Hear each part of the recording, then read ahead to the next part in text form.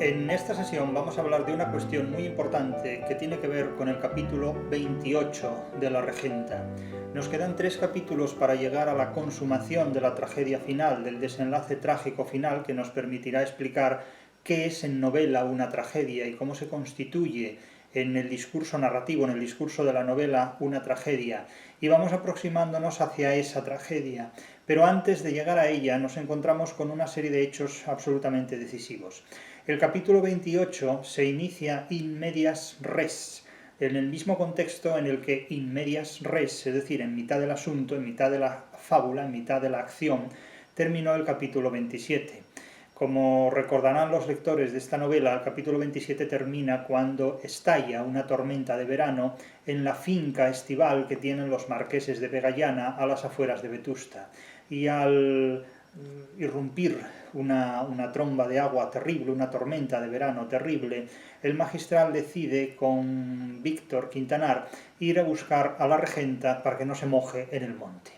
Este es el pretexto. En realidad al magistral le induce sobre todo la ansiedad de sorprender en la comisión del adulterio, perpetrando el adulterio en los brazos de Álvaro Mesía, del mismo modo que el propio magistral horas antes mantuvo relaciones sexuales con la criada de Ana Ozores y de Víctor Quintanar en una pequeña caballa que hay en una zona de la finca del vivero de los marqueses de Vegallana, hacia donde, sin intención de volver a llegar, el magistral acaba desembocando cuando la tormenta ya está a punto de cesar.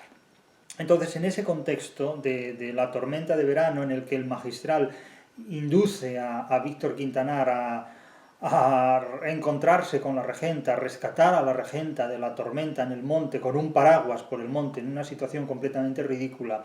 En ese contexto se inicia este capítulo 28, que representa el hundimiento del magistral como posible pretendiente de la regenta, el triunfo de Álvaro Mesía como desencadenante del desenlace final, y la ridiculez superlativa, extraordinaria, insólita del propio marido, que es un auténtico cristovita lorquiano, es decir, es un varón impotente, es un varón edípico, diría el psicoanálisis, es decir, es alguien que no está a la altura de las circunstancias de lo que requiere la relación conyugal de un marido con su mujer.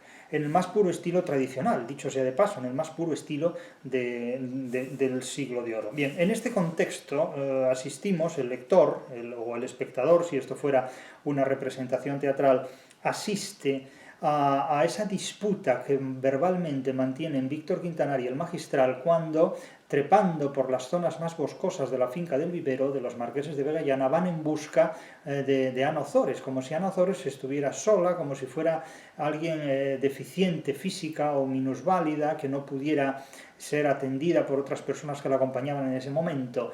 Insisto, el objetivo fundamental del magistral básicamente es sorprender a Ana Ozores en su relación de adulterio con Mesía y de alguna manera pues vengarse de las terribles ansiedades a las que este hombre fanatizado y enloquecido por una relación de amor completamente insatisfactoria debido a la vida amargada que ha llevado completamente bajo los imperativos de su madre y bajo las exigencias eclesiásticas a las que no responde y respecto a las cuales no tiene ya ninguna vocación, pues se ha encontrado durante toda su vida. Disputan estos dos hombres, le dice el magistral al marido de la regenta: parece mentira que sea usted cazador. Y él responde: soy cazador en seco, compadre, pero esto es el diluvio y un bombardeo, y las arañas se me meten en el estómago, y sobre todo a mí me gustan las acciones heroicas que tienen alguna utilidad. Haga usted lo que quiera, dijo el magistral, yo sigo. Y el otro responde: eso es darme una lección, replicó don Víctor algo picado y continuando también la ascensión penosa. No, señor, sí, señor, eso es ser más papista que el Papa. Me parece a mí que mi mujer me importa más a mí que a nadie, y usted dispense este lenguaje, pero francamente esto ha sido una quijotada.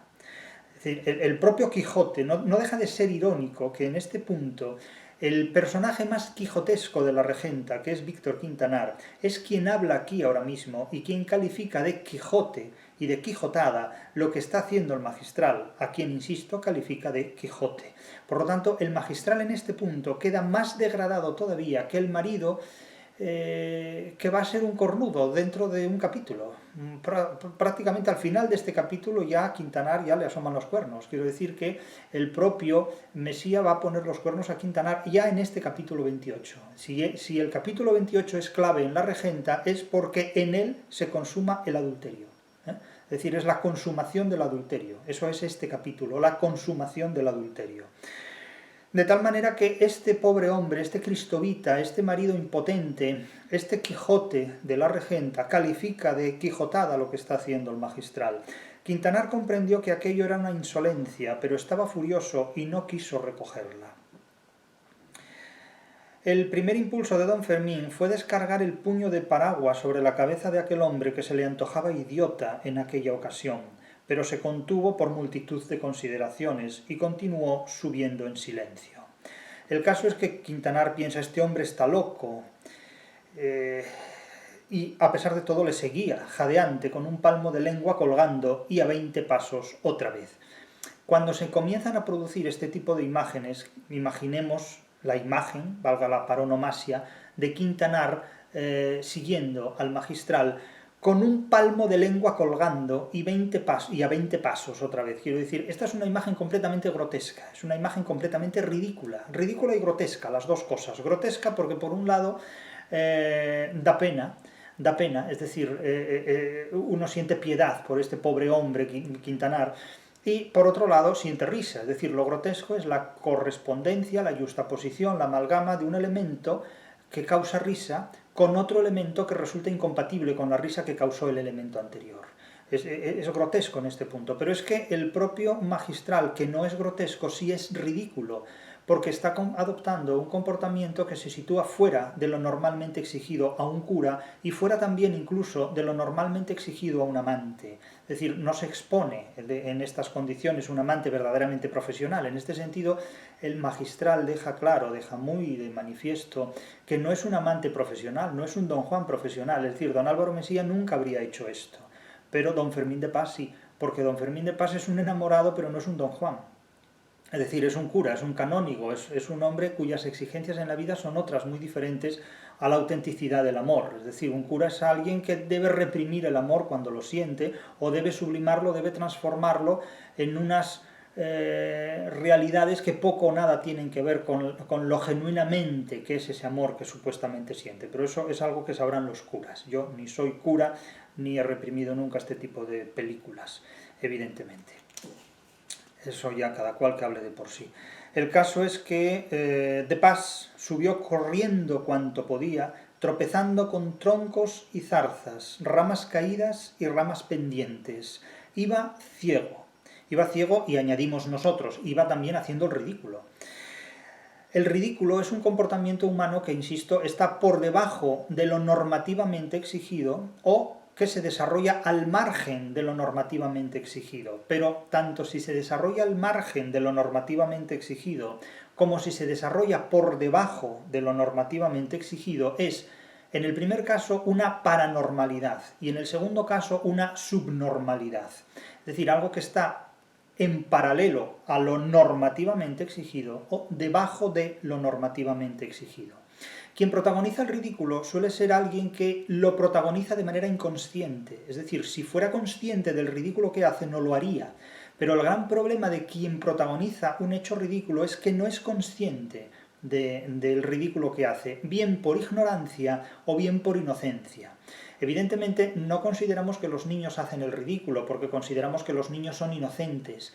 Tampoco consideramos que hagan el ridículo las personas que tienen una minusvalía o una deficiencia intelectual, porque considerar que alguien que padece una minusvalía o una deficiencia intelectual hace el ridículo es ser un sádico el que piensa algo de esto.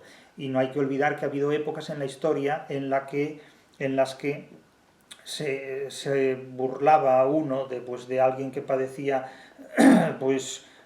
una gangosidad, por ejemplo, y épocas muy recientes en la historia. Cuando alguien padece una gangosidad o un problema de este tipo, evidentemente es porque hay una razón de salud y una enfermedad que le impide superar esta limitación. Y considerar que este comportamiento que está por debajo de lo que normativamente se exige a alguien que tenga buena salud es objeto de burla, pues es evidentemente ser un necio y ser un sádico y ser un cruel. Pero, insisto, no en todas las épocas de la historia se ha respetado esto, sino que con frecuencia, no hace muchos años, un humorista español hacía chistes sobre gangosos y cosas así, que era completamente estúpido y completamente repugnante, y la gente reía mucho estas gracias, ¿no? Que no dejan de ser unas desgracias para quien se burla de ellas, en definitiva. Pero en el caso del magistral, que es lo que aquí estamos explicando, este personaje protagoniza una serie de hechos ridículos. ¿Por qué? Pues porque su comportamiento está por debajo de lo normativamente exigido a un cura y discurre en paralelo a lo normativamente exigido a un amante. Otra cosa es que estemos o no de acuerdo con lo que se estipula como normativo desde el punto de vista de una exigencia. Eso es otra cuestión. Es decir, podemos estar o no de acuerdo con la norma que se exige. Pero dada una norma en proceso de exigencia o en estatuto de exigencia, es decir, una norma que se exige y que no se cumple, es un criterio que permite establecer relaciones de ridiculez para aquel que no lo cumple. Y en el caso del magistral está haciendo el ridículo porque desarrolla una forma de comportamiento, una forma de conducta que está por debajo de esas exigencias normativas que se requieren en su condición eclesiástica, profesional o del tipo que sea. Otra de las características de quien protagoniza un hecho ridículo, además de ser inconsciente por parte del que hace el ridículo, es que es inofensivo. Es decir, cuando alguien resulta agresivo, lo ridículo desaparece.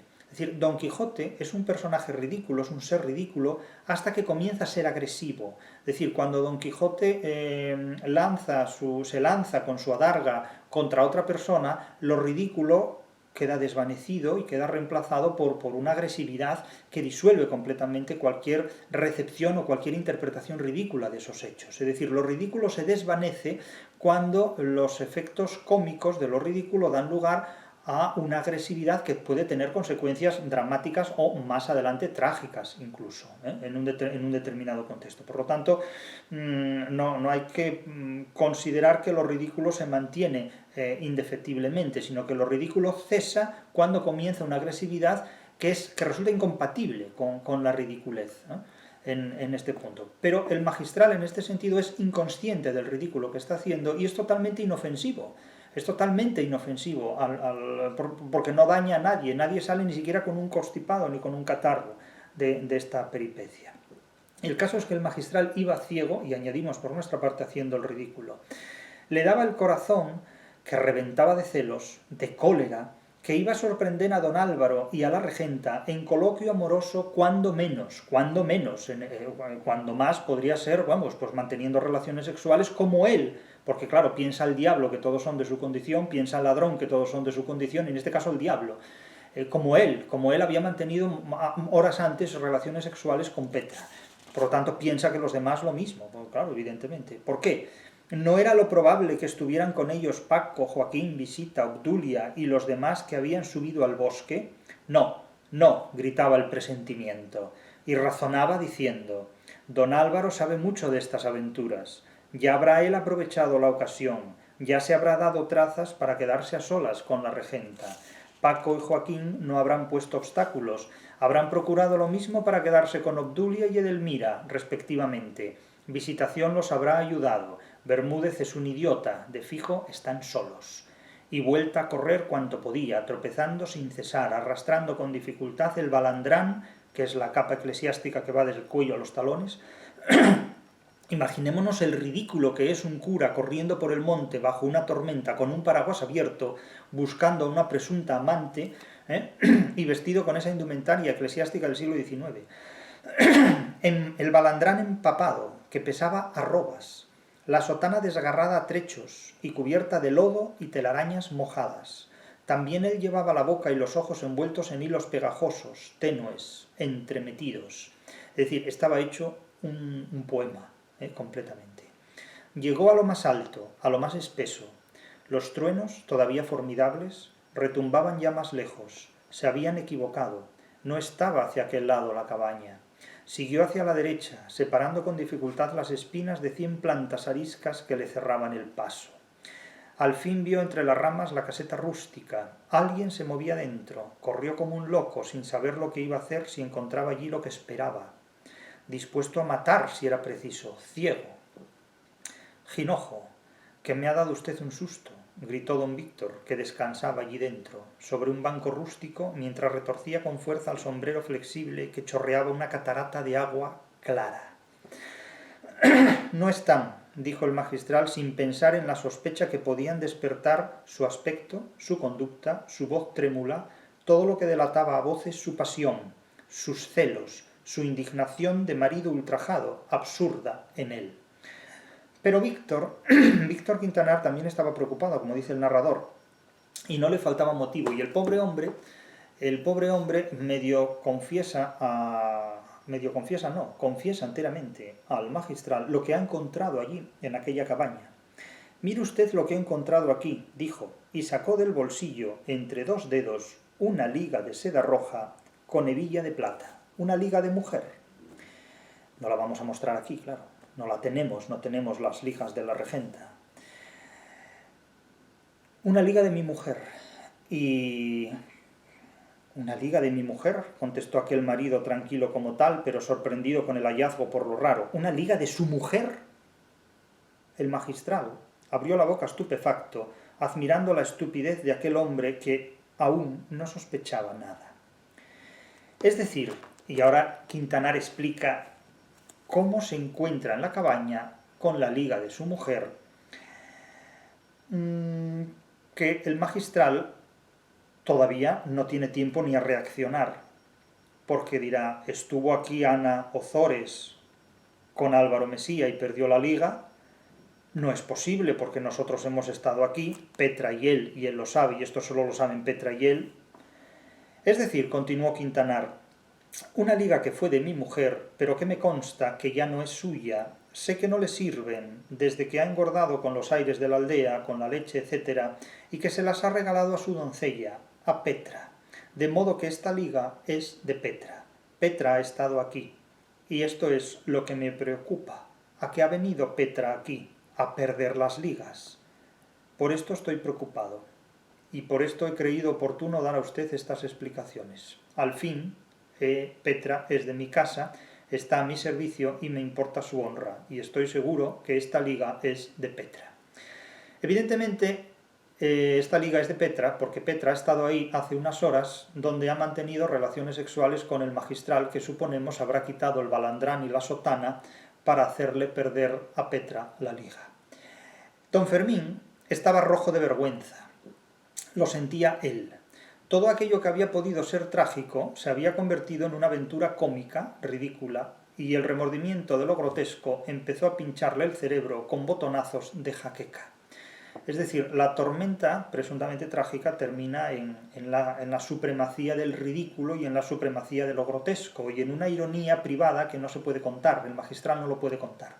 El caso es que el magistral, por una parte, siente una fuerte comicidad porque él sabe lo que Víctor Quintanar no sabe. Víctor Quintanar nos explica cómo ha podido llegar allí una liga de Petra. Petra ha estado ahí y ha perdido una liga, con algo que ha hecho ahí dentro. Y el magistral, que ha sido quien protagonizó lo que ocurrió ahí dentro con Petra, y que le hizo a Petra perder una liga, pues sabe todo lo que ha ocurrido, pero no se lo puede contar a Víctor Quintanar, evidentemente.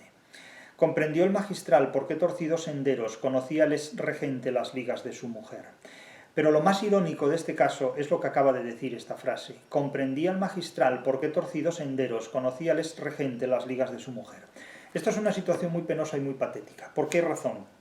Pues porque el ex regente sabe que Ana Ozores, su mujer, le regala a Petra las ligas porque Petra se le insinúa a don Víctor Quintanar que no mantiene relaciones sexuales con su mujer, pero forcejea de cuando en cuando con Petra. Y es Petra la que le ha dicho a Quintanar que las ligas que ella usa, cuando se le insinúa, con las ligas, imagino, pues son las de su mujer. De tal manera que Víctor Quintanar no conoce la ropa interior de su mujer, sino cuando la lleva puesta su doncella. Claro, la situación no puede ser más patética y más penosa. Por otro lado, sabemos, por otras referencias que dará más adelante el narrador, que Víctor Quintanar suele quedar en la estacada o en la estocada, como prefiramos, según le da el estoque o le pega un estacazo, o el gatillazo, con la pobre Petra, si es que de pobre tiene algo Petra. El caso es que el infeliz Víctor Quintanar no puede quedar en la peor de las situaciones imaginables que Clarín le da, con excepción de este caso, que es ya el hundimiento del hundimiento, o sea, son lagunas en su miseria sexual. Es decir, es probablemente Víctor Quintanar uno de los personajes sexualmente más humillados de la literatura universal. Creo que no hay un personaje sexualmente más humillado en la literatura universal que Víctor Quintanar. Es realmente, si algún mensaje tiene la regenta, es que un viejo no debe casarse con alguien que sea más joven que él, porque el resultado, si es como don Víctor Quintanar, puede dar lugar a situaciones de esta naturaleza. Y la imaginación no resuelve los problemas de la realidad, sino que los incrementa. En este sentido, también Quintanar tenía además vergüenza y celos. Celos porque suponía que su pretendida Petra mantenía relaciones sexuales con otra persona, a la cual tenía delante, que es el magistral, y él no lo sabe. No podía saber de pas hasta qué punto había llegado la debilidad de don Víctor, que se decía a sí mismo: probablemente este clérigo, malicioso como todos, estará sospechando lo que no ha habido. Es cierto que no lo ha habido, pero no lo ha habido porque a Víctor Quintanar le faltaron las fuerzas, pero no las ganas, lo cual deja todavía mucho más en ridículo y en una situación y en un contexto terriblemente grotescos lo que es este pobre hombre, este pobre Cristo Vita lorquiano de 1884. Lo cierto era que don Víctor al cabo había cedido hasta cierto punto a las insinuaciones de Petra, pero acordándose de lo que debía a su esposa, de lo que se debía a sí mismo, de lo que debía a sus años y de otra porción de deudas, y sobre todo por fatalidad de su destino que nunca le había permitido llevar a término natural cierta clase de empresas, esto es muy irónico, muy cervantinamente dicho, muy irónicamente dicho, es decir, sobre todo por la fatalidad de su destino que nunca le había permitido llevar a término natural cierta clase de empresas, es decir, no podía, vamos a ver, por mucha energía que pusiera el hombre no podía. Y como en aquellos tiempos no había Viagra, pues imagino que podía menos todavía, ¿no? Era lo cierto que había retrocedido en aquel camino de perdición desde el día en que una tentativa de seducción se le frustró, por fingido pudor de la criada. Desde luego la criada debía partirse de risa con este viejo, porque, vamos, ponerlo a bailar en un plato y que el hombre no diera un pie en su sitio. No había en suma llegado a ser dueño de los encantos de su doncella, pero en aquellos primeros y últimos escarceos amorosos había podido adquirir la convicción de que la regenta le había regalado a Petra unas ligas que el amante esposo le había regalado a ella. Es decir que, claro, el marido regala a su mujer unas ligas y luego ve las ligas en la intimidad de sus relaciones con la doncella, y entonces explica tal y cual, ¿no? Bueno, una ridiculez espantosa, completamente, una ridiculez espantosa. Estos son los maridos cornudos de la literatura del siglo XX, ya están configurados aquí en la regenta. Los dos se tenían miedo mutuamente, Víctor Quintanar y el magistral. Los dos bajaron silenciosos pensando en la liga de Petra. De modo que todos están en casa muertos de risa, menos la señora doña Anita, que teme por usted y por este señor cura. Ellos vuelven a la casa central del vivero y vuelven, claro, como si hubieran salido de un naufragio. Esto es el término que utiliza el propio narrador, como si hubieran sobrevivido a un naufragio, porque estaban hechos un desastre. Y para subrayar más todavía esta situación cómica, esta situación degradada y degradante en la que se encuentran Víctor Quintanar y sobre todo el magistral, toma la palabra, se cede la voz a uno de los personajes aldeanos, a uno de los personajes de baja condición que ni siquiera sabe hablar correctamente el español, sino que habla incluso un pseudobable, ¿no? Un pseudobable, podríamos decir. Ahora al bable lo llaman la lingua y quieren utilizarla como una lengua de conocimiento, lo cual es ya un hundimiento para Asturias, pero eso es problema de los que elijan esta opción. A mí esto ya no me va a pillar. La cama se la hacen a las nuevas generaciones, a mí ya no. Yo he tenido el privilegio y la suerte de hablar español siempre, y es además la única lengua que hablo, el español. Las demás me dan por saco. incluyendo el inglés. Este personaje que utiliza por boca del narrador un pseudobable, utiliza precisamente este pseudobable para degradar todavía más la figura del magistral superviviente de ese naufragio.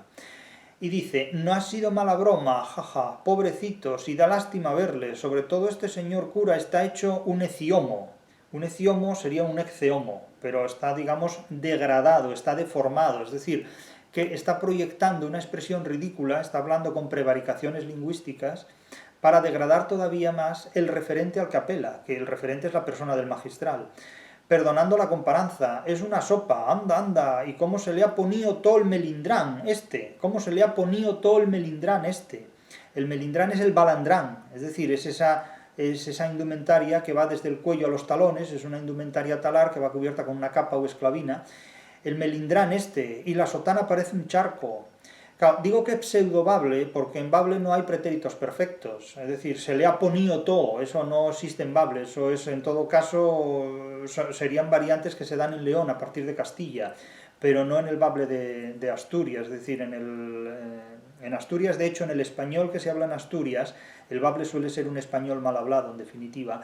En el español correcto que se habla en Asturias no se utiliza el pretérito perfecto, nadie dice en Gijón he comido, comí, se utiliza un pretérito simple en este punto, ¿no? Pero bueno, como a la gente la quieren coger por la lengua, pues por la lengua que se deje coger el que no tenga clara la lengua que tiene. Mi lengua es el español y, como digo, es la única lengua que yo hablo. Y precisamente en la regenta, cuando se quiere ridiculizar a alguien, se le pone hablando en un mal español. Este mal español es lo que en muchos casos ha dado lugar al bable, que en definitiva no es más que español mal hablado, históricamente. Tenía razón Pepe, de hecho si se llama Pepe, es decir, cuando no tiene más identidad. Tenía razón Pepe, que es uno de los criados que tienen allí los marqueses de Vegallana. De Pas y don Víctor se miraban y se encontraban aspecto de náufragos, como he dicho anteriormente, parecían los supervivientes de un naufragio. Compárese aquí ahora esta caricatura que se ofrece del magistral, que se ofrece además en español mal hablado, en definitiva en pseudobable. Compares esta caricatura que se ofrece del magistral con la imagen que se tiene del magistral en el capítulo primero de la Regenta, cuando Bismarck y Celedonio lo contemplan desde la torre de la catedral, divisando y comiéndose lujuriosamente, ambiciosamente, toda lo que es la población de Vetusta, la ciudad de Vetusta.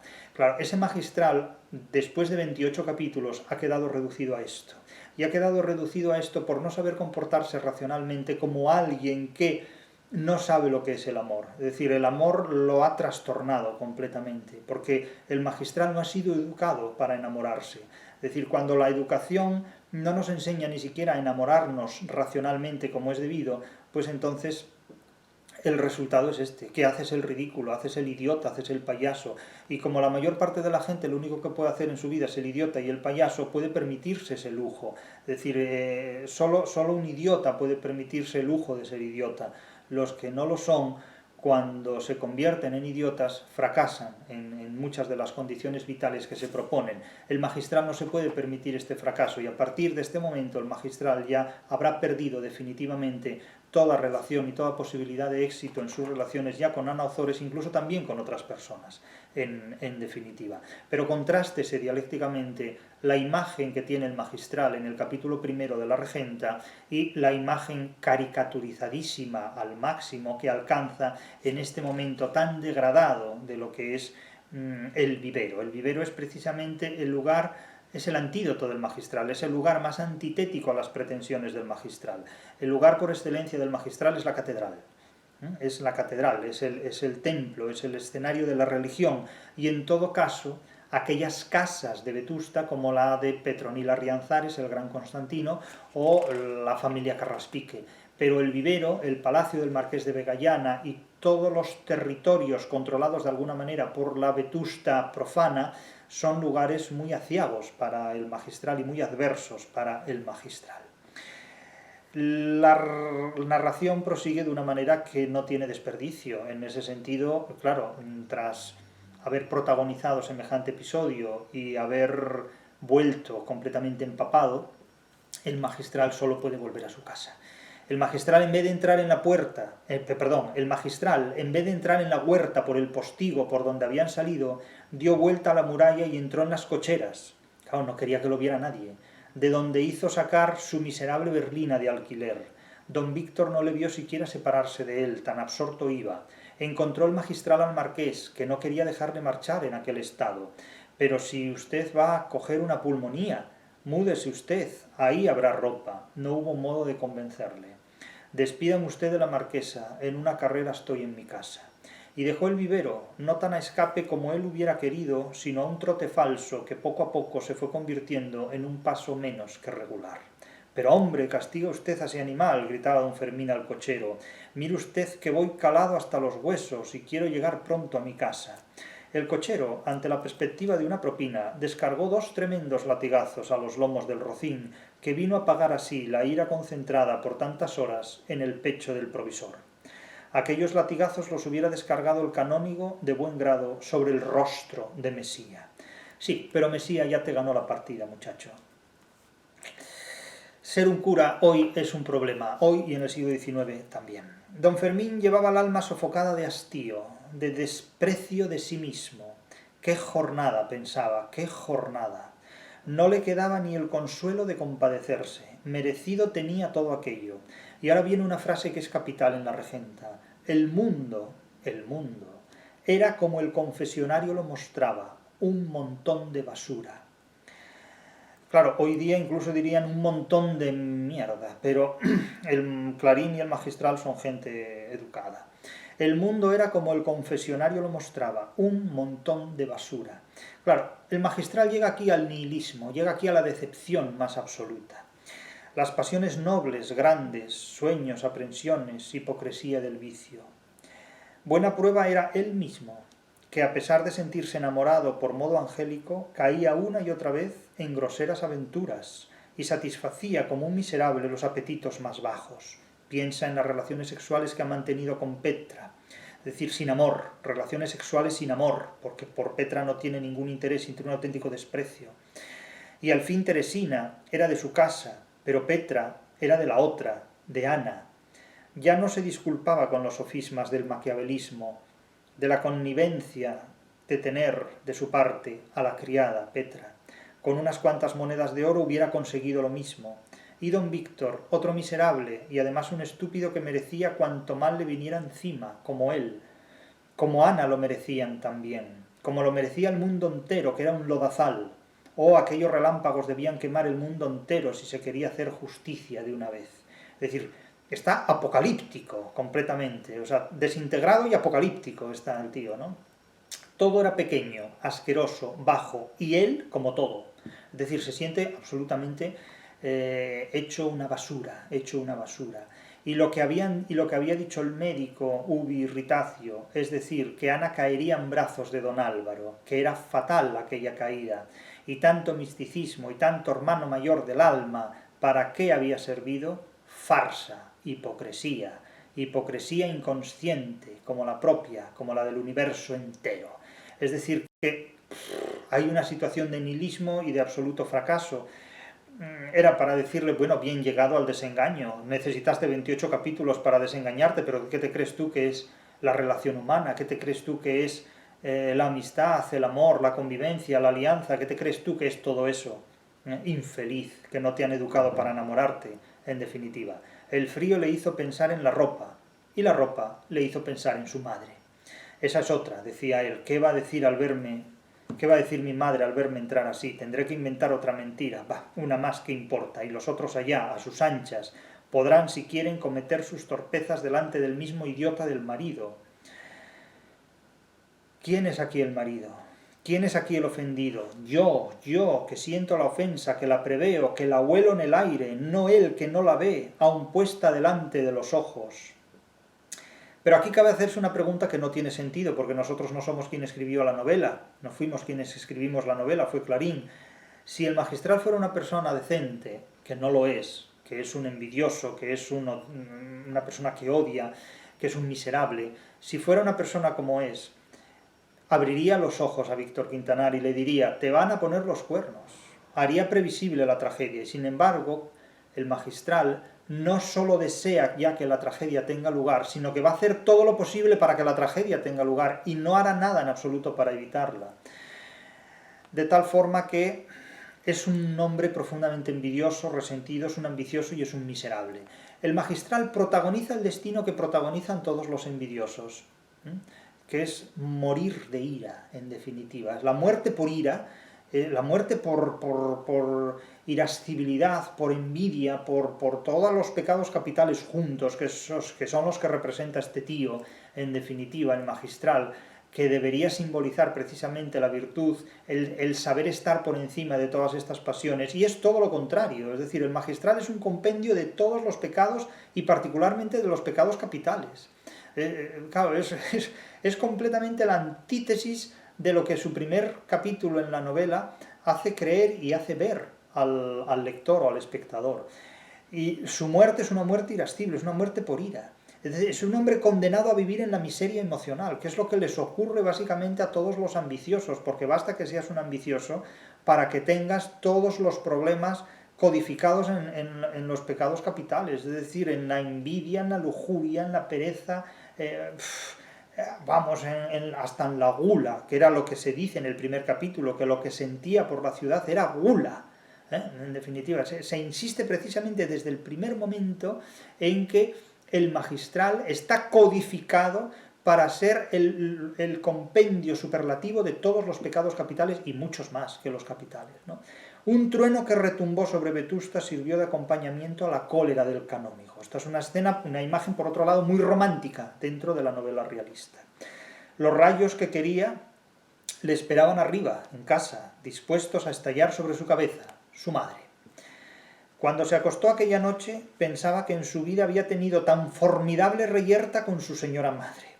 Ni había visto jamás a doña Paula ostentar mayores parches de sebo en las sienes.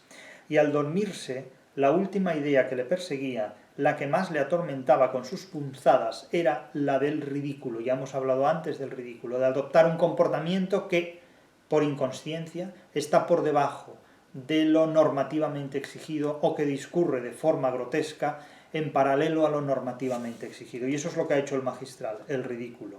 Qué aventuras tan grotescas, qué horrorosa ironía de lo cómico durante todo el día. Y la culpa de todo la tenía la odiosa, la repugnante sotana.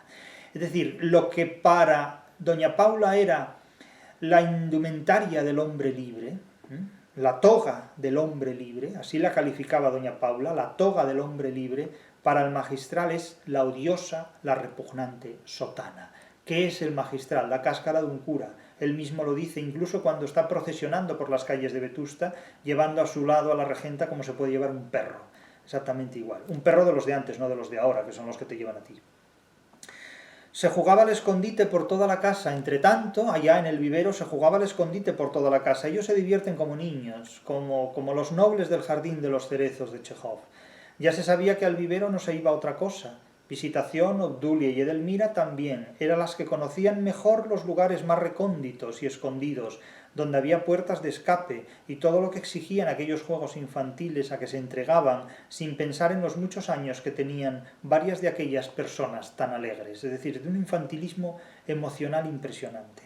A don Víctor se le recibió en triunfo burlesco, por supuesto, porque es otro fantoche, es el fantoche humano, es el esperpento, es el carnaval, es el cristovita lorquiano, es Valle Inclán en la prosa del realista del 19. Algunos, Visita y Paco entre ellos, querían coronarlo, pero él prefirió correr a su cuarto para mudarse de pies a cabeza. Entró con él la regenta para ayudarle. ¿Y don Fermín?, preguntó Ana. Tu don Fermín es un botarate, hija mía. Y perdona, contestó Quintanar de mal humor, mientras se mudaba los calcetines. Y refirió a su mujer todo lo que les había sucedido, menos el hallazgo de la liga de Petra. Ana convino en que de Pas había llevado la galantería a un extremo ridículo, sobre todo ridículo en un sacerdote. ¿A quién importaría más mi mujer? ¿A él o a mí?, repetía Quintanar. Sí, pensaba Ana, tiene razón don Álvaro. A partir de aquí don Álvaro va a tener ya razón en todo. Tiene razón don Álvaro, ese hombre tiene celos de amante, y lo que ha hecho hoy ha sido una imprudencia. Debo huir de él. Tiene razón Álvaro. Fíjense que el narrador dice don Álvaro y Anita ya dice Álvaro. Álvaro. Debo huir de él. Tiene razón Álvaro. Este es el punto de no retorno al magistral. Y es el punto de no retorno a la vida conyugal exenta de adulterio. Es decir, a partir de este momento, Ana toma la decisión de ser adúltera. Toma la decisión de irse con Álvaro Mesía. El magistral, que había sido el preservativo del adulterio, ya no lo es. Oí decir a Leire Kial en su libro sobre la manzana, sobre la sexualidad y en contra del feminismo, ese libro que escribió con un señor que se llama por internet un hombre blanco heterosexual o no sé qué, no puedo llamarlo por su nombre porque no sé quién es, no lo conozco. Pero en ese libro, Leire Kial tiene una frase que dice que el amante es siempre una autoridad. Evidentemente que el amante es siempre una autoridad, y el amante deja de serlo cuando esa autoridad se desvanece. El problema es que como todas las autoridades se desvanecen llegado el tiempo, pues todo el mundo puede ser un amante. Y entonces, pues claro, sálvese el que pueda, ¿no? Sálvese quien pueda, en definitiva. Lo cierto es que el magistral deja de ser en este momento una autoridad. El magistral en este momento deja de ser un referente y por tanto deja de ser también un amante. La autoridad aquí ya es Álvaro Mesía. Su marido no lo ha sido nunca, por lo tanto ni ha sido una autoridad ni ha sido un amante. Su marido no ha sido nada, su marido ha sido siempre un estorbo, en definitiva. Mi salud, piensa ahora Ana, exige que yo sea como todas. Basta para siempre de cavilaciones y propósitos quijotescos y excesivos. Quiero paz, quiero calma, seré como todas. Mi honor no padecerá, pero los escrúpulos me volverían a la locura, a las aprensiones horrorosas. Es decir, que decide incurrir en adulterio y que no lo sepa nadie. Pero no es como todas, no tiene la profesionalidad de las demás. No ha sido educada para el adulterio y fracasa en él. Eso lo veremos más adelante. Por el momento estamos entrando en proceso. La pasión, menos vocinglera que antes, subrepticia, seguía minando el terreno y a los pocos latidos de la conciencia contestaba con sofismas. Es decir, el autoengaño es absolutamente fundamental para conducir al fracaso a una persona. Cuando Quintanar refirió los pasos imprudentes del magistral, Ana sintió por un momento algo de odio. ¿Cómo? Su mismo confesor la comprometía. Si Víctor fuera otro, ¿no podría haber sospechado o de don Álvaro o del canónigo mismo? Pues no estaba bien claro que todo aquello eran celos. No faltaba más. ¡Qué horror! ¡Qué asco! Amores con un clérigo. Sí, ahora hay un rechazo al magistral. Ahora qué asco los amores con un clérigo. Pero cuando era el hermano mayor del alma, cuando era señor curioso, que lo llamaba, cuando coqueteaba con él en el confesionario y en casa de doña Petronila, entonces no había asco, no había asquitos al cuerpo del magistral. Y ahora sí que la imagen de don Álvaro se le representaba risueña, alegre, fresca y viva. Al fin, aquello estaba dentro de las leyes naturales y sociales. A lo menos era cosa menos repugnante, menos ridícula. No, lo que es ridículo, nada, pero un canónigo. Y le parecía que el pecado de querer a un Mesía era ya poco menos que nada, sobre todo si servía para huir de los amores de un magistral. ¿Pero qué se habría figurado aquel señor cura? No se acordaba la regenta ahora de aquello del hermano mayor del alma, ni de la leña que ella, sin mala intención, sin asomo de coquetería, esto no lo dice el narrador, esto lo dice el estilo indirecto libre de Ana, sin asomo de coquetería, había arrojado al fuego de que ahora se avergonzaba. La pasión, que ahora halagaba con su nueva vida, vencedora, próxima a estallar, le sugería sofisma tras sofisma para encontrar repugnante, odiosa, criminal la conducta del provisor, y noble y caballeresca la de Mesía. Es decir, hemos pasado de un extremo a otro definitivamente, y cómo se engaña a sí misma esta mujer. Y comparando proceder con proceder, Anita encontraba abominable el del clérigo. Y le faltó tiempo para decírselo a don Álvaro. En tono confidencial, al lechuguino le supo a gloria. Le fue diciendo, cuando pudo hablarle sin que los oyeran, ¿qué le parece a usted la conducta del magistral? ¿Qué le había de parecer a don Álvaro? Abominable. Pues ¿qué era lo que él, don Álvaro, tenía dicho? Que no había que fiarse del provisor, etcétera, etcétera. Sí, Ana, está enamorado de usted, loco, loco. Se lo conocí yo hace mucho tiempo, porque, bueno, y así discurre todo. De tal manera que esta pobre tonta se va con lo peor que le puede ir, que es la relación con Álvaro Mesía. Pero, puesto que sarna con gusto no pica, el gran error de las relaciones amorosas consiste precisamente en escoger al candidato o candidata equivocados. Y esto es lo que hace Ana Ozores. Ana Ozores siempre elige mal. Y claro, es para decirle, bueno, es que no hay mucho donde elegir. ¿Y cuándo hubo mucho donde elegir? ¿Cuándo hubo mucho donde elegir? Nunca como hoy hubo tanto donde elegir y nunca como hoy hubo tanta basura para elegir, en definitiva, en un sexo y en otro sexo.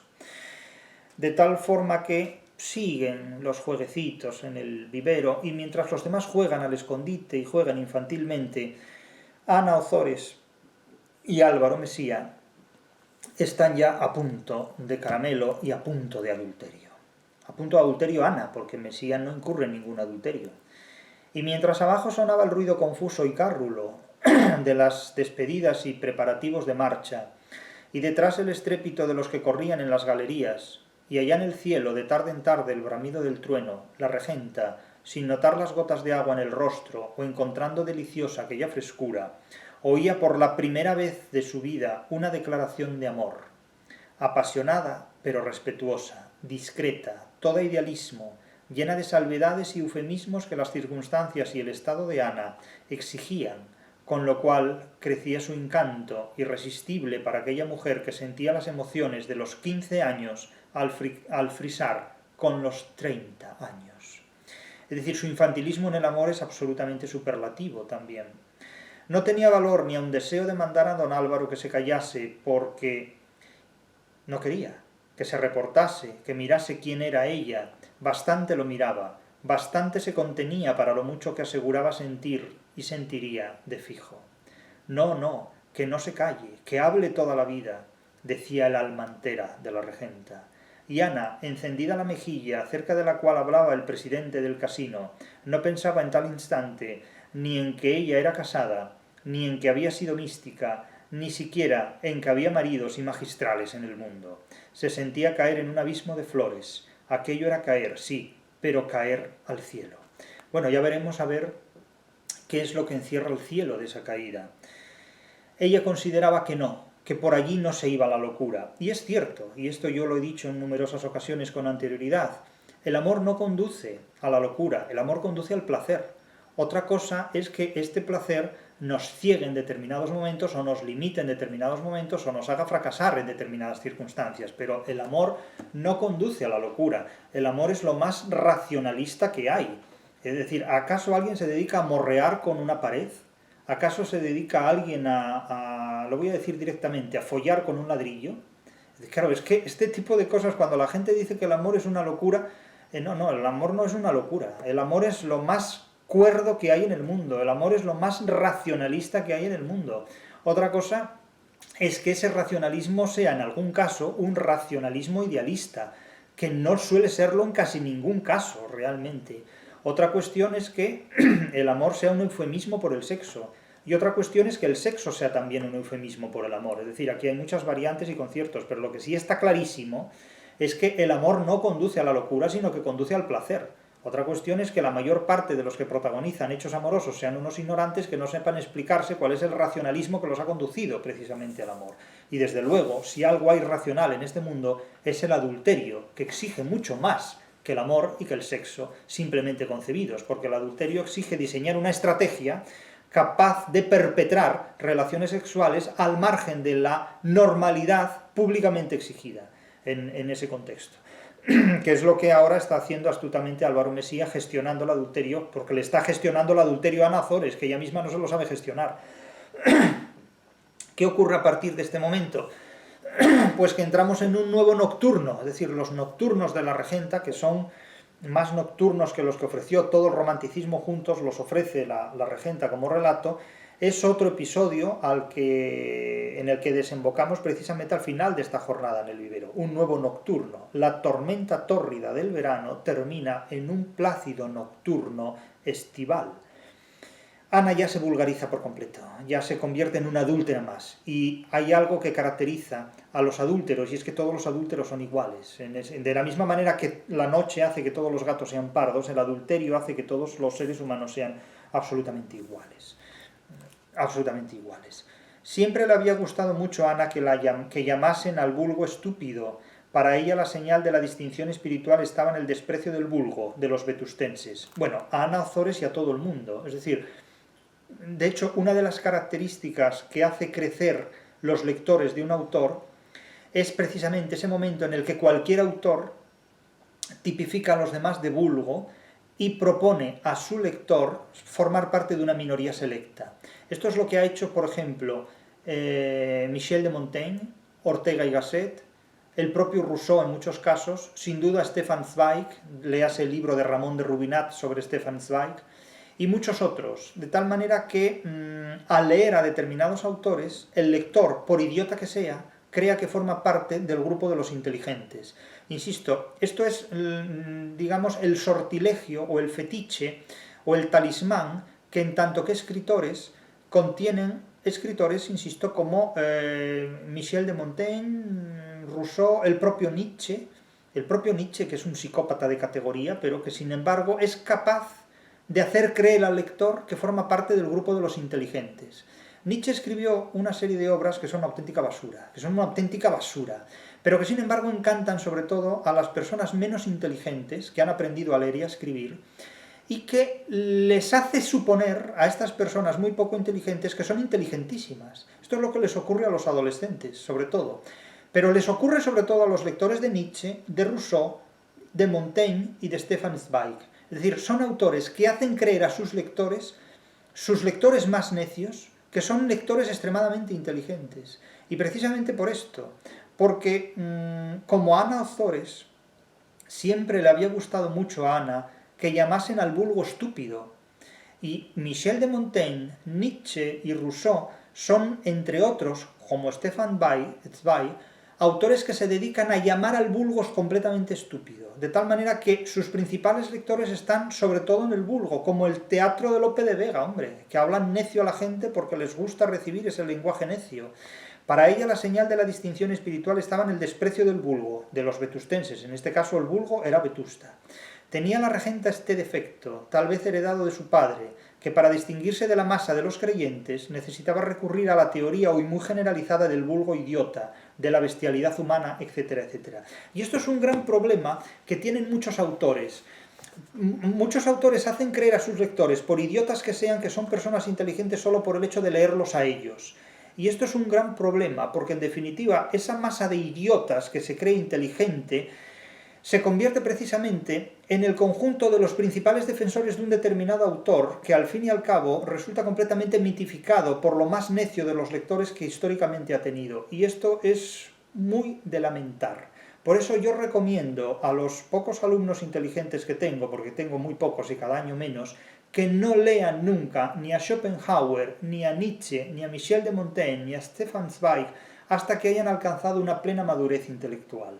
Porque empezar la filosofía leyendo a Nietzsche, empezar la crítica literaria leyendo a Zweig o leyendo a Michel de Montaigne es estropearse para siempre, porque estos autores embotan y obstruyen y degeneran las posibilidades del racionalismo humano a la hora de enfrentarse a la filosofía y a la hora de enfrentarse a la literatura, ¿no? Pero ya digo, el secreto de estos autores consiste en hacer creer a sus lectores más estúpidos y más necios que son superlativamente inteligentes. Y esto dota a estos lectores de un engreimiento que los inhabilita para pensar racionalmente y coherentemente respecto a cualquier cosa posterior con la que se encuentren. Y este defecto, Clarín se lo imputa, se lo atribuye a Ana Ozores de Quintanar, que queda ya completamente seducida por un idiota como es Álvaro Mesía, que no vale un niño muerto, siquiera. Estaba llorando aquel hombre, el hombre más hermoso que ella había visto, el compañero de sus sueños, el que debió haberlo sido toda su vida, es decir, es una ilusa de categoría. Ana sentía un placer puramente material, como si hubiera otros placeres posibles que sentir, pero bueno, pensaba ella en aquel sitio de sus entrañas que no era el vientre ni el corazón, sino en el medio. pero no se especifica que sea en medio del vientre ni el corazón, sino en el medio, suponemos que del cuerpo. Claro, el único lugar del cuerpo que está en el medio, por no decir entre las coyunturas de las piernas, es, vamos a llamarlo, el gineceo de Ana Ozores, vamos a decirlo así, con prudencia. Es decir, que sentía un placer puramente material en aquel sitio de sus entrañas que no era ni el corazón ni el vientre, sino en el medio, en el medio. Es decir, sabemos todos a lo que está aludiendo, sí. El placer era puramente material, pero su intensidad le hacía grandioso, sublime. Cuando se gozaba tanto, debía de haber derecho a gozar. Esto es el ideal de Ana Ozores. Cuando el placer es tan intenso, la intensidad del placer legitima su disfrute.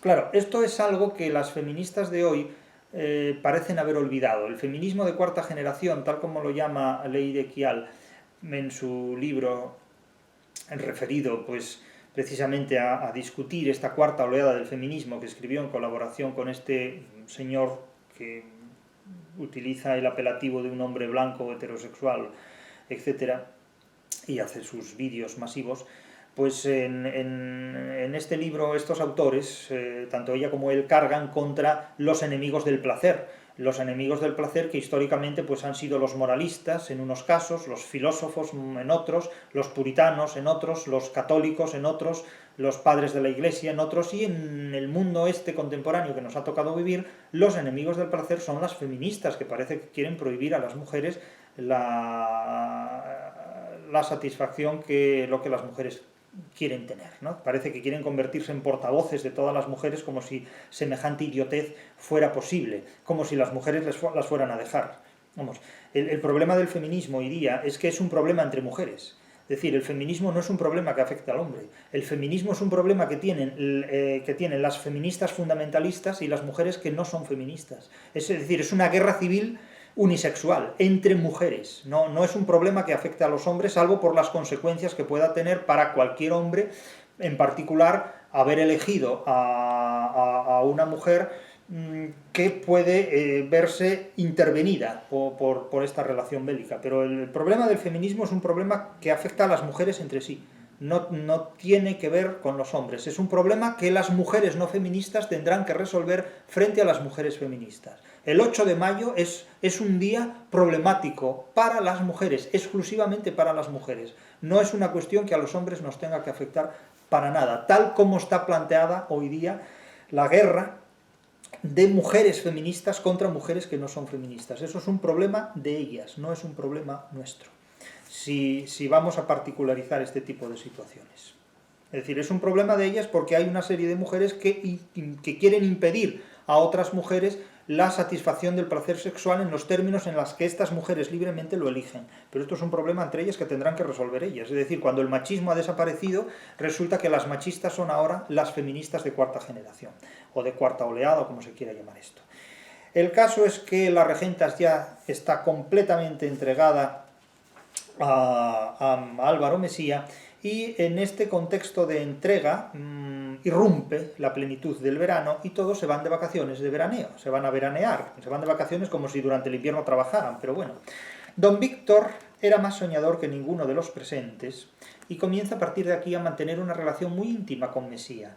Se acercó a Mesía, consiguió entablar conversación particular con él, y como encontró a su amigo más atento que nunca, más cordial, más afectuoso, no tardó en abrirle el alma de par en par. Y entonces le cuenta las peripecias que ha ido teniendo con la liga de Petra que encontró en aquella cabaña.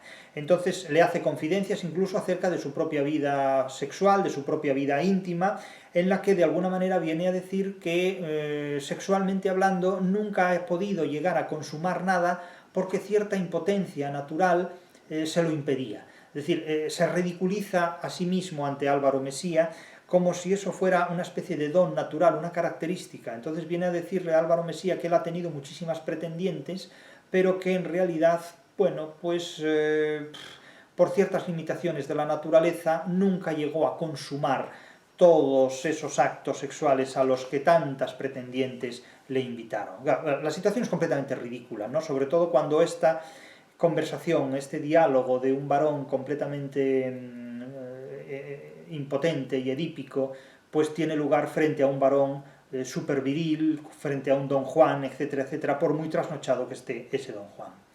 Ni la sombra de una sospecha se le asomaba al alma del noble ex regente. Ya todo era silencio en la casa, todos dormían y solo en aquel rincón de la galería, junto a aquella ventana abierta, había un ruido suave de un cuchicheo.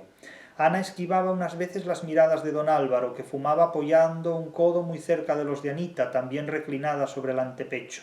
Otras veces las más los ojos se clavaban en los ojos y sin que nadie pudiera remediarlos se decían amores cada vez más elocuentes. Evidentemente, el nocturno a través del cual transcurre este final de jornada, esta tormenta de verano, es muy intenso. Como la romería de San Pedro, hubo muchas más durante el mes de julio por todos los alrededores del vivero, es decir, son fiestas de verano a las que de alguna manera pues asisten todos estos elementos y van cocinando, van incubando, van haciendo el guiso del amor adúltero, van preparando todos los ingredientes. El éxito de Álvaro ya no se discute. Ni Visitación ni Paco se atrevían ya nunca a decir nada a don Álvaro alusivo a sus pretensiones amorosas. Le dejaban hacer. Conocían en la cara de gloria del Tenorio que esperaba el triunfo. De tal manera que era ya cuestión de tiempo. Es una cuenta atrás. En cualquier momento se puede dar el paso porque todo está a punto de caramelo. Don Víctor, loco de contento, es decir, a este le iban a salir los cuernos y estaba feliz, loco de contento, salió del vivero con su mujer y con Petra y se instaló en el puerto mejor de la provincia. Bien, ¿cuál es el puerto mejor de la provincia? Gijón, evidentemente, y aquí aparece Gijón en la Regenta, en el capítulo 28, es decir, justo cuando aparece el adulterio en la Regenta aparece Gijón. Gijón aparece en la Regenta con la denominación, con la toponimia literaria de la Costa, separado, la con mayúscula, Costa con mayúscula. Todos sabemos que en Gijón hay una carretera, que es la carretera de la Costa, llamada también Avenida de la Costa. Pues bien, este es el topónimo que Clarín va a utilizar para hacer referencia a lo que, en la ficción de la novela, es la Costa, pero que en el referente al que podríamos aludir es Gijón, por los rasgos intencionales que da. No vamos a confundir la ficción con la realidad, evidentemente, estamos hablando de ficción, pero digamos que el soporte referencial fuera de la novela, de la misma manera que Oviedo, digamos, es a Vetusta, lo que Gijón es a la Costa, o lo que Candás, Luanco, no Perlora es una invención del franquismo, que destruyó la democracia, dicho sea de paso. Casi como la Universidad Laboral de Gijón, pero bueno, vamos a dejar estos temas para otros vídeos. El caso es que Palomares es a Luanco o a Candás lo que Vetusta es a Oviedo o lo que la Costa es a Gijón. De tal manera que se fue a instalar en el puerto mejor de la provincia, la Costa, villa floreciente, más rica que Vetusta. Eso es lo que se dice en la literatura de Gijón en torno a 1884.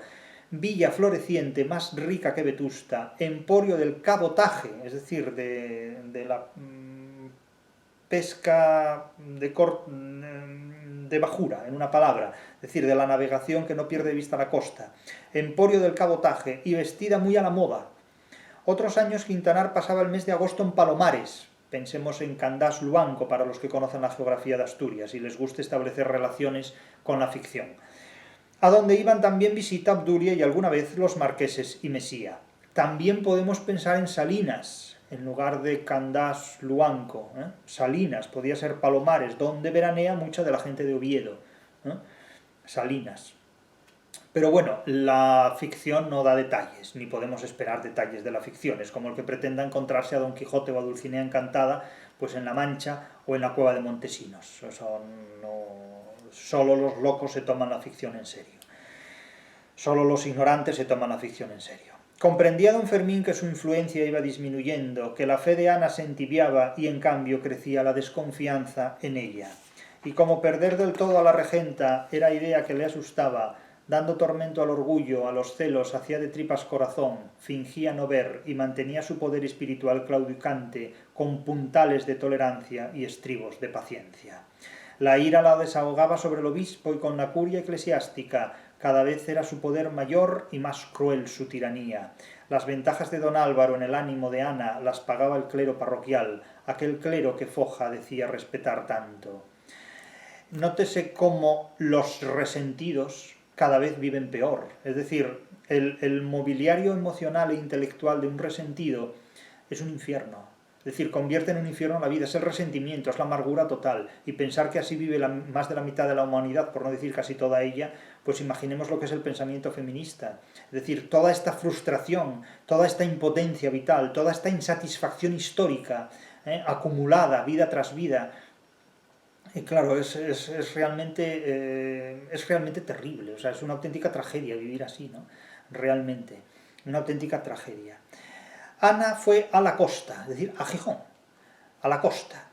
Mesía, por disimular, pasó 5 días en Palomares, después se corrió a San Sebastián, y el día de Nuestra Señora de Agosto, que es el 15 de agosto, Nuestra Señora de Begoña, dirían en Gijón, que es cuando se celebra la fiesta de Gijón, el 15 de agosto, Nuestra Señora de Agosto, en realidad es Nuestra Señora de Begoña, se presentó en la costa en un vapor de Bilbao nuevo y reluciente. El tío se había instalado en la más lujosa, de más movimiento y ruido, situada en el muelle. El muelle es una mención que todo el mundo conoce en Gijón. Cuando en Gijón se habla del muelle, todo el mundo sabe que se está hablando de lo que es la parte última de la calle Corrida, el tránsito hacia Cimadevilla y el casco viejo de la ciudad. Es decir, el muelle es uno de los lugares más emblemáticos que luego se desarrollaría por la zona de Fomento. Es decir, que los rasgos de la toponimia que da en este capítulo la regenta son genuinamente gijoneses en ese punto. Y claro, siendo yo gijonés, no puedo dejar, irónicamente, de reconocer estas concomitancias, vamos a decirlo así. Pero bueno, medio en broma, medio en serio, lo cierto es que la costa es la presencia de Gijón en la ficción literaria de la regenta, en este punto. Mesía no se daba prisa, aquella casada no era como otras, había que conquistarla como a una virgen. Claro, había que conquistarla como lo que era, una virgen, es decir, es una mujer que no ha conocido los placeres del matrimonio ni ningún otro tipo de placer sexual. Por lo tanto, esta es la realidad, no la podemos llamar de otra manera. ¿Cómo siente Ana la vida en estos momentos? Pues la siente como una adolescente, como una chiquilla que está empezando su juventud, en definitiva. Y tanto la vida era una delicia. El maduro don Juan, que como él decía, était déjà pour le retour, es decir, empezaba a envejecer, était déjà sur le retour, es decir, empieza a envejecer en esa lengua tan cursi que es el francés, es la lengua más cursi que ha existido jamás, el francés. Se sentía transformado por la juventud y la pasión vehemente y soñadora de Anita. No recordaba don Álvaro haber deseado tanto a una mujer, ni haber gozado con los amores platónicos, según él llamaba a todos los no consumados, como estaba gozando entonces. Bueno, eso es una ingenuidad, porque eso quiere decir que no se acordaba de los anteriores, pero bueno. La regenta, cayendo, era feliz. Pero la misma Ana, tan dada a cavilaciones, tenía poco tiempo para cavilaciones. Toda la vida era diversión, excursiones, comidas alegres, teatros, paseos. Entre la casa de los marqueses y la de Quintanar se había establecido una especie de convivencia de que participaban Obdulia, Visita, Álvaro, Joaquín y algunos otros amigos íntimos. Nadie hablaba allí del peligro que solo ignoraba Quintanar. O sea, el único que no se entera de los cuernos que va a tener es el que va a tener los cuernos. Es el lírico estertor que preludia el hundimiento de Ana. Con el final del verano llega el triunfo del adulterio, es decir, vuelven a pasar otra excursión de fin de verano, de fin de estío en el vivero, vuelven a jugar al escondite, vuelven a las correrías por los montes, etcétera, etcétera, y se contrasta una vez más cómo el vivero es el espacio del triunfo secular, del triunfo del amor erótico, y cómo la catedral y algunos emplazamientos de Vetusta, de los cuales está excluido el casino, es el triunfo del poder del magistral, un poder cada vez más ilimitado, cada vez más infructuoso y sobre todo cada vez más irritado, cada vez más odioso en definitiva. Es algo... al magistral lo único que le queda de la vida es el resentimiento y fallecerá siendo un cadáver de resentimiento. Hay gente que muere de ira, muere de resentimiento y al final, insisto, solo son un cadáver del resentimiento, solo son la ira del resentimiento. Vuelve a haber, insisto, ese encuentro en el vivero y después regresan a Vetusta y al regresar a Vetusta, en el palacio de los marqueses de Vegallana, tiene lugar una cena que es la cena de fin de temporada, es la cena con la que se clausura el verano y ya comienzan a llegar los primeros fríos y de hecho una señal de que llegan los primeros fríos es que tienen que poner la calefacción de entonces, tienen que encender la chimenea de la marquesa de Vegallana. Es el ritual del fin de la estación del verano que comienza, digamos, a cambiar el tiempo, cambiar el clima, y con este cambio se produce la consumación del adulterio. Quien espere encontrarse aquí la descripción del adulterio, pues se frustrará porque no la hay. De la misma manera que en otras novelas, podemos citar el caso de Emma Bovary, que es la novela que los ignorantes que tienen un conocimiento superficial de la literatura comparan con La Regenta, cuando la novela española que más se parece a Madame Bovary es El árbol de la ciencia, de Pío Baroja, y no La Regenta, de Clarín. Es decir, cuando alguien conoce poco la literatura, establece relaciones fáciles. Y una relación muy fácil de establecer es la Madame Bovary de Flaubert con La Regenta, de Clarín. Pero es que en realidad, la única novela de la literatura española que más se parece a Madame Bovary de Flaubert es El árbol de la ciencia, de Baroja, no La Regenta, de Clarín. En Madame Bovary, León se pasea en un carruaje por las calles de Rouen con Emma Bovary dentro del carruaje haciendo de todo, en un carruaje que no para en un momento dado, pero no se cuenta nada de lo que hay dentro, salvo que cuando se bajó del carruaje estaba como un poco mareada todavía Emma. Pero entre Emma Bovary y Ana Ozores hay inmensas diferencias. Ana Ozores es una tonta, Emma Bovary es una tarada, es decir, es una persona enferma, es una enferma mental, es una neurótica perdida, o sea, es una persona que lleva al fracaso a todos los que traten con ella, es una psicópata, en definitiva. Es decir, Emma Bovary es una loca, La Regenta, Ana Ozores es una tonta, hay una diferencia abismal entre la una y la otra, es una diferencia abismal. Ana Ozores nunca pierde la razón, Emma Bovary nunca tiene razón.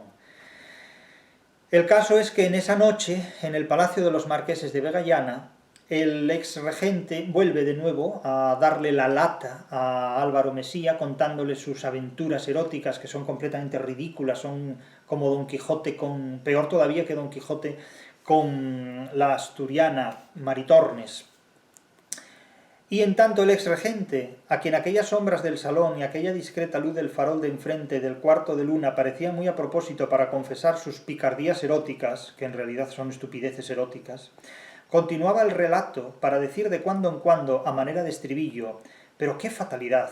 ¿Cree usted que por fin la hice mía? Pues no, señor. Pásmese usted. Lo de siempre. Me faltó la constancia, la decisión, el entusiasmo, y me quedé a media miel, amigo mío. No sé qué es esto. Siempre sucede lo mismo. En el momento crítico, ¡zas!, me falta el valor y estoy por decir que el deseo». Bueno, es decir, lo que le pasa es el gatillazo. Es decir, que cuando va, ¡paf!, cae, ¿no? ¿Por qué? Pues porque no se pode. Y cuando no se pode, da igual que lo vistas con una cosa que otra. Y este tío es una miseria humana, es una miseria sexual. Y el otro que está hasta las narices, por no decir hasta otra cosa, le dice: «Una vez, al repetir esta canción, don Víctor, a Mesía se le antojó atender. Oyó lo de quedarse a media miel, lo de faltarle el valor, y con suprema resolución, casi con ira, pensó: este idiota me está avergonzando sin saberlo». Porque parece que le estaba diciendo: parece que te vas a quedar en la estacada, parece que no vas a saber hacer las cosas, ya que él lo quiere que sea, dice Mesía. Esta noche se acaba esto, y si puedo, aquí mismo. Y dicho y hecho. Va a por la regenta, va a por Ana Ozores. ¿Cómo es el adulterio? Pues es como todos, evidentemente. Lo único que diferencia unos adulterios de otros es el momento y el lugar, el cronotopo, porque lo demás es lo mismo. Poco después, los dos amigos, cansado hasta el mismo don Víctor de confesiones, volvieron a la mesa, donde reinaba la dulce fraternidad de las buenas digestiones después de las cenas grandiosas. No estaba allí Anita. Salió Álvaro sin ser visto, por lo menos sin que nadie pensara en si salía o no, y entró de nuevo en el caserón. En la cocina seguía la algazara, lo demás todo era silencio. Volvió al salón. no había nadie. No podía ser. Entró en el gabinete de la marquesa. Tampoco vio entre las sombras ningún cuerpo humano.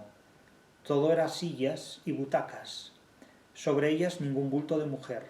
No podía ser. Con aquella fe en sus corazonadas, que era toda su religión, Álvaro buscó más en lo oscuro. Llegó al balcón entornado. Lo abrió. Ana. Jesús. En estas dos palabras, en estas dos invocaciones, se consuma lo que va a ser la primera relación sexual entre Álvaro Mesía y Ana Ozores, se consuma el adulterio. No se narran los hechos, sino las consecuencias efectivas y los antecedentes causales de tales hechos, siempre interpretados psicológicamente por los personajes protagonistas o por otros testigos. Lo cierto es que no hay nada más racional que el deseo, y como ya hemos dicho a lo largo de toda esta novela, y es necesario repetirlo aquí y citarlo una vez más, en este capítulo 28 se consuma el adulterio que es el desenlace final del deseo, y el deseo es una estrategia que ninguna prevención puede detener, absolutamente ninguna prevención puede detener. Los deseos o se satisfacen o se transforman en resentimiento.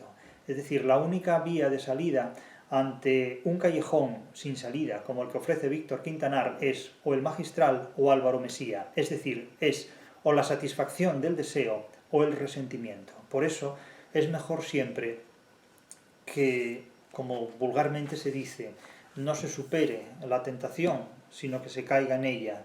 Precisamente por eso, porque una y otra vez, indefectiblemente, el deseo es que el deseo es siempre, inevitablemente, es un desenlace, es un imperativo, es un determinante que ninguna prevención puede detener. No hay nada que pueda evitar el estallido del deseo y la consumación del deseo. No es que queramos ser freudianos en la interpretación de esta novela, es que Freud es clariniano en este sentido. Mucho antes de Freud, el mundo ya se movía por este imperativo. No hay nada más fuerte que el deseo, ni siquiera la razón.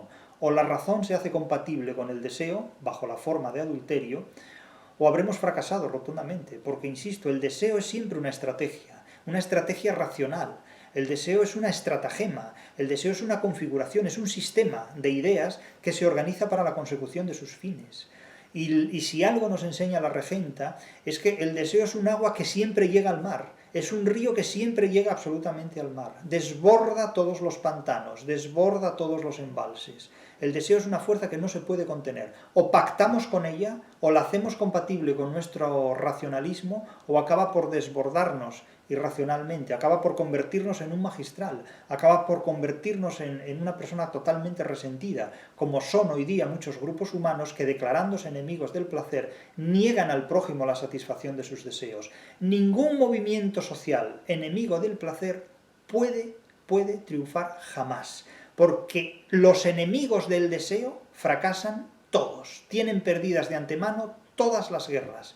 Con el deseo lo único que podemos hacer es pactar, es decir, hacernos compatibles. Hacerse compatible con algo no significa someterse a ese algo, significa racionalizar nuestras posibilidades de éxito en la consumación de ese deseo al cual nos hemos entregado. Por eso insisto, una y otra vez, insistiré 1000 veces, que el deseo es una estrategia racional que ninguna prevención puede detener.